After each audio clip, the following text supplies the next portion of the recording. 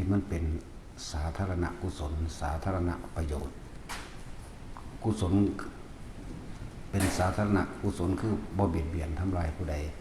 แล้วก็เป็นประโยชน์ต่อหมู่คนและสัตว์ทั้งหลายพากันเร่งรัดเฮ็ดเอาผู้โดนบ่นานพวกเฮาก็สิเหลือแต่ลูกท้ายเท่านั้นแหละลูกท้ายติดด้วยข้างฝาถ้าเป็นหมู่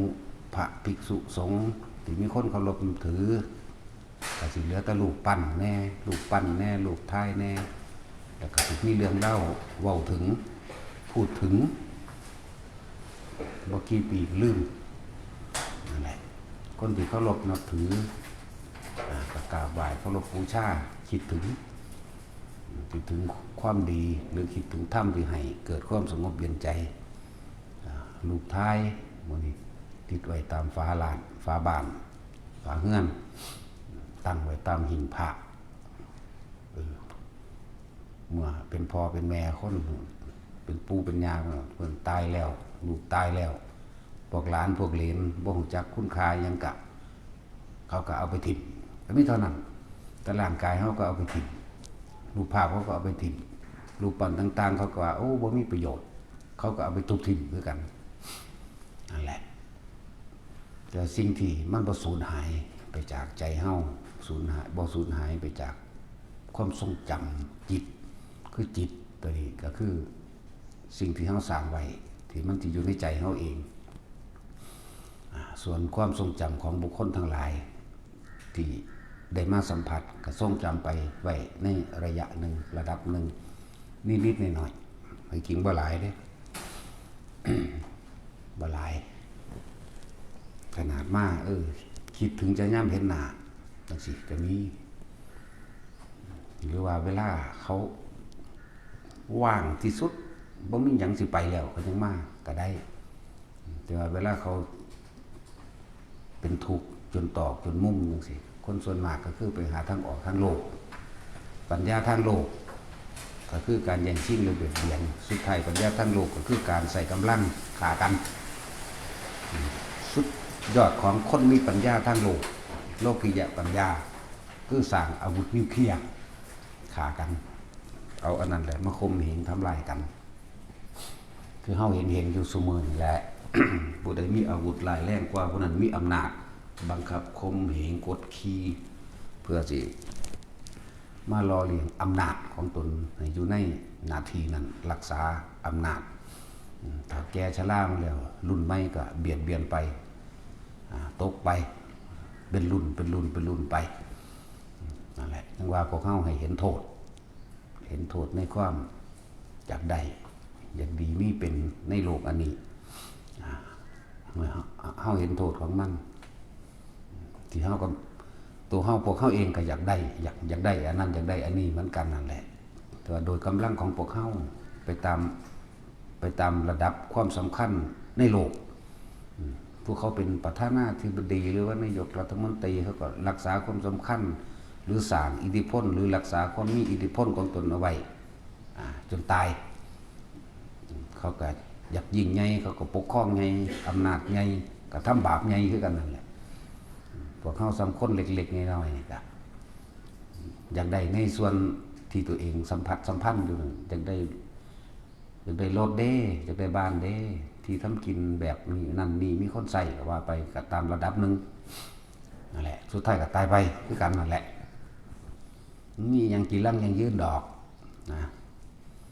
พระพุทธเจ้าเฮาก็เหลือแต่รูปปั้นเห็นบ่เป็นพระพุทธรูปปั้นแน่รูปวาดแน่สั่นพระสงฆ์เฮาก็เหมือนกันเฮาบ่เคยเห็นสั่นพระโมคคัลลาภาษาลีบุตรพระอานนท์ก็เหลือแต่รูปปั้นแต่ว่าบ่ฮู้ว่ารูปร่างหน้าตามันเป็นได้ก็ปั้นไปตามความเคารพนั่นแหละตามความนับถือนั่นแหละ แต่ว่าคนทางโลกถ้าอกหักผิดหวังต่างๆถ้าหันหน้าเข้ามาสู่ธรรมย่อมมีทางออกเสมอบ่ตีบตันน้ำเขาเฮ็ดเขื่อนกันไว้มันยังสามารถหลอดพื้นได้ซึมซาบได้ใต้สันเขื่อนนั่นแหละ ว่าธรรมะนี่เป็นแสงสว่างให้แก่สัตว์โลกได้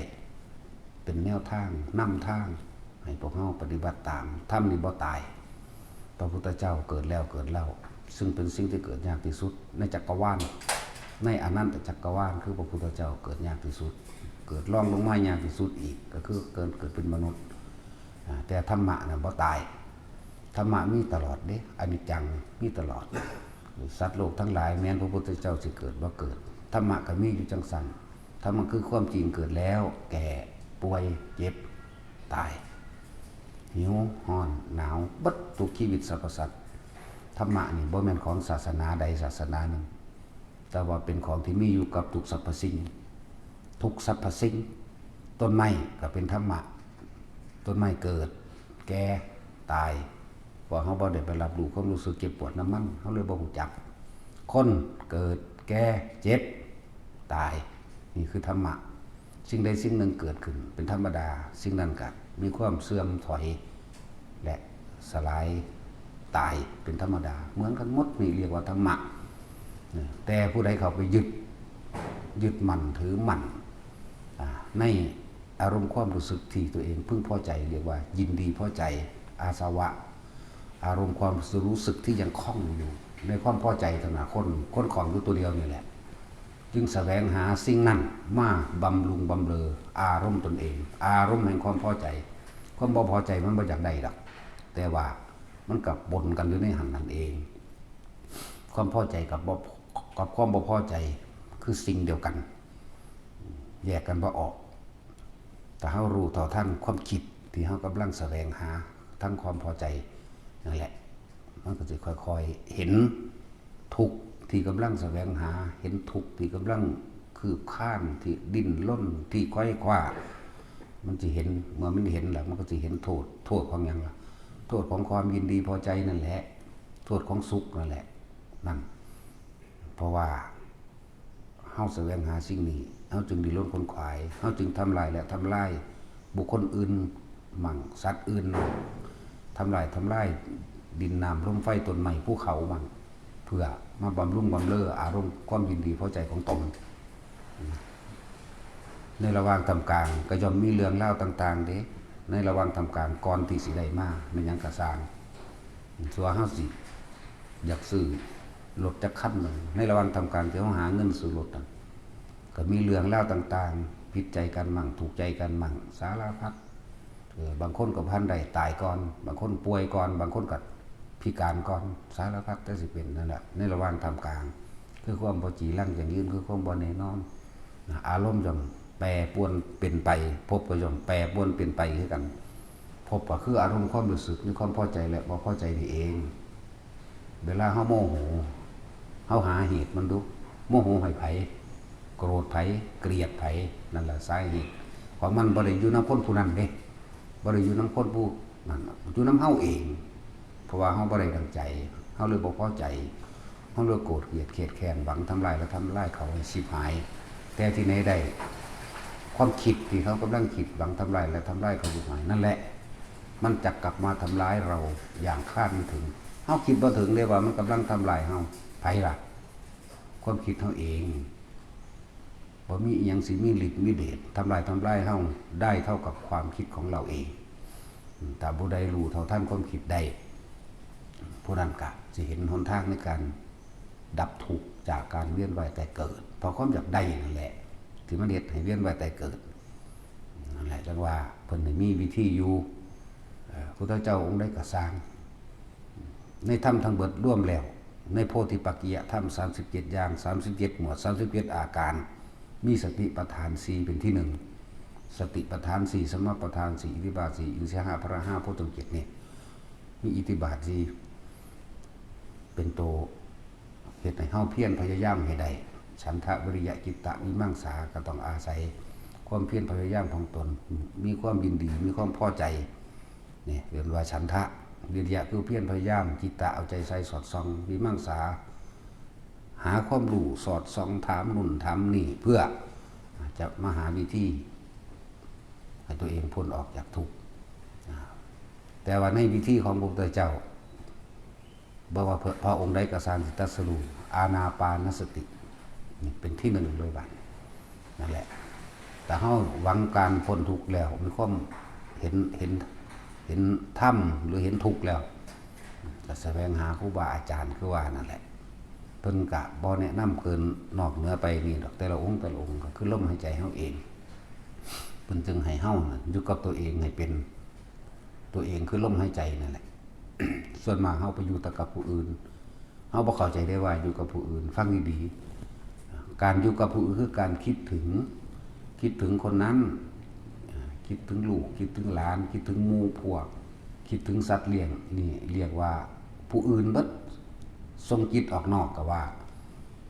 เรียกว่าผู้อื่นอยู่กับต้นไม้ต้นนั้นงามต้นนี้ขี้ร้ายอยู่กับหน้าตรงนั้นสวนนั้นรถคันนั้นเงินทองนั้นเรื่องเล่านั้นเรียกว่าผู้อื่นบ่เคยอยู่กับตัวเองคือหยังนั่นแหละบ่เคยอยู่ในกายของตนเพิ่นจึงมีวิธีว่าให้สังเกตความคิดเจ้าของเพิ่นจึงให้พวกเฮามาอยู่กับลมคิดถึงลมหายใจเข้าออกเวทนาในเวทนานอกอย่างหนึ่งก็คือลมหายใจเฮานั่นแหละมีความรู้สึกคิดถึงลมหายใจแล้วก็จับความรู้สึกที่ลมหายใจเข้าออกในโพรงจมูกเฮานี่เองเวทนาในเวทนาถ้ามันบ่คิดถึงผู้อื่นแล้วอาการปิติก็เกิดนั่นเป็นเวทนาในเวทนาแล้วคำว่าอุเบกขามันก็สิเกิดขึ้นอยู่ในลมหายใจนี้อยู่ในความรู้สึกอันเป็นปิตินี้จิตในจิตแล้วมันก็สิจับความผิดจับความคิดของเจ้าของได้เองธรรมทั้งหลายคือสิ่งทั้งหลายทั้งปวงที่เฮาทรงความคิดไปหานั่นเองธรรมภายนอกต้นไม้ดินฟ้าอากาศภูเขาบุคคลสัตว์สิ่งของสารพัดกิเลสพันหาอย่าง1,500อย่างเบิดทุกอย่างนั่นแหละภายนอกธรรมภายในคือความยึดมั่นถือมั่นถ้าเฮาเข้าใจคำว่าทุกสิ่งทุกอย่างเป็นอนิจจังหาความยั่งยืนแท้แน่นอนบ่ได้ถ้าเฮาเข้าไปยึดไปติดเฮาก็เลยต้องทุกข์กับสิ่งนั้นต้องเปลี่ยนแปลงไปเป็นอนัตตาเพิ่นจึงว่าอนิจจังทุกขังอนัตตารวมลงมาแล้วก็อยู่ที่ในใจเฮานี่เองอยู่ในจิตเฮาอยู่ในความคิดของเฮานี่เองถ้าจิตบ่คิดบ่นึกถึงบุคคลสัตว์สิ่งของกิเลสพันหาตัณหา108มันก็ดับทุกข์ทำภายนอกและทำภายในหรือทำในธรรม